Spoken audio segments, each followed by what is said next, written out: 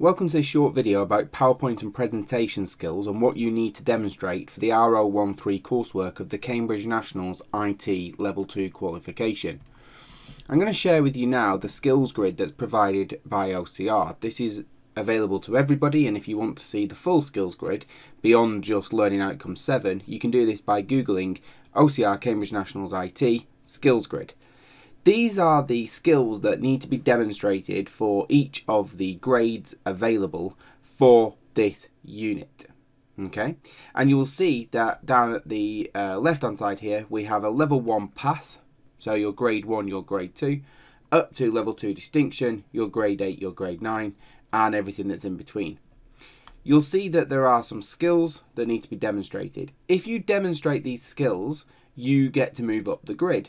You do not, however, need to demonstrate every skill, as some of them supersede the others. So if you go for these ones up here, you still need to do some of these. But if we look at down here on the use of software generated templates, masters pages, slides created and consistently applied to the product, that supersedes all of those. Okay, so these are the skills that we'll be looking for. We cannot award you a grade higher than the skill that you have demonstrated. Okay, so when we mark this, what we'll do is we'll look through very clearly and say, yep, they've done those skills, they can move up. Or we'll work from right to left if we know that the far right one supersedes the previous one. So let's break down these skills that you need to demonstrate.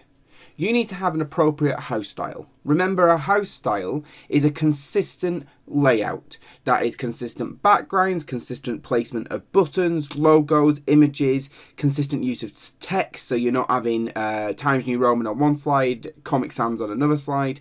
So you've got to have a consistent house style.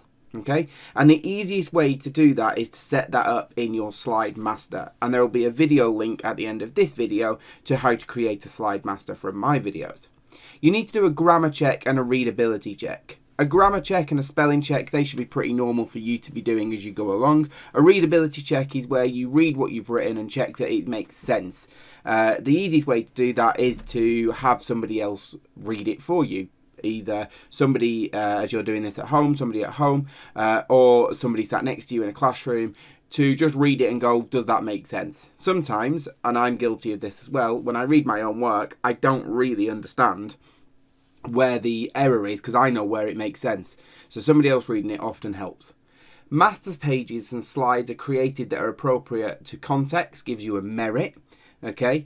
And if they're consistently applied to the product, it gives you a distinction, okay? That on its own doesn't give you a distinction, but that skill gives you the ability to achieve a distinction.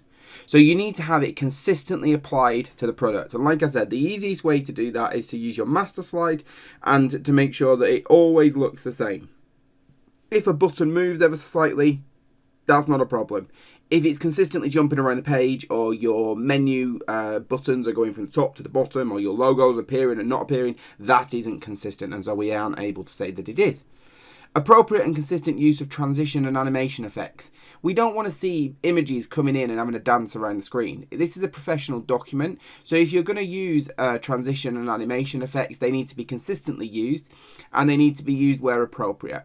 Okay, so you might have the need, because the scenario that you've been given for this coursework says transitions, for something to fly in from the left. Make everything fly in from the left, and it is consistent, okay? Or when I say everything, make sure that the things that you're flying in from the left are appropriate to be flying in from the left, and you've not got every line of your work flying in from the left. Using an animation and a transition is a skill, but using it appropriate is a higher level skill.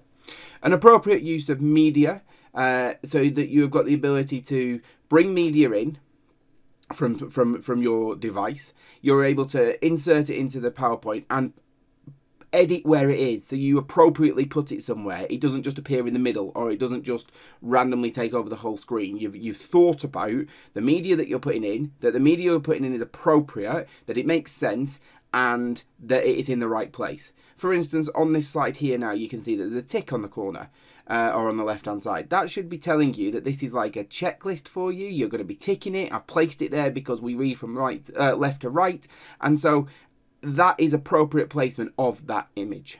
Okay, High quality media use means that you're not copying images off Google Images and it's pixelated and doesn't really link at all, or it's really low quality. Embedded media that means that you've inserted it rather than you have simply copied and pasted it across, and if that image disappears and off the internet, then it disappears. Higher level skill, again, distinction. Access levels, password access, read only, read and write, shared, locked aspects. If you want to password protect your PowerPoint to show that you've thought about access levels or password access, to do that you go to File, then you go to Info, then you go to Protect Presentation. If you do that, please make sure you put an appropriate password in there and that you make that password available to the marker, the moderator, and ultimately the end client, otherwise they can't access the presentation. An appropriate non-linear presentation means that it doesn't just go from one slide to the next, click, click, click, and that kind of comes into the next bit and superseded by the next bit, and that is branching presentations. A branching presentation is a presentation that's got hyperlinks to each slide to different areas so that the user of the presentation is able to navigate the presentation that they want to navigate rather than having to click through everything to get to where they want to get to and potentially miss it.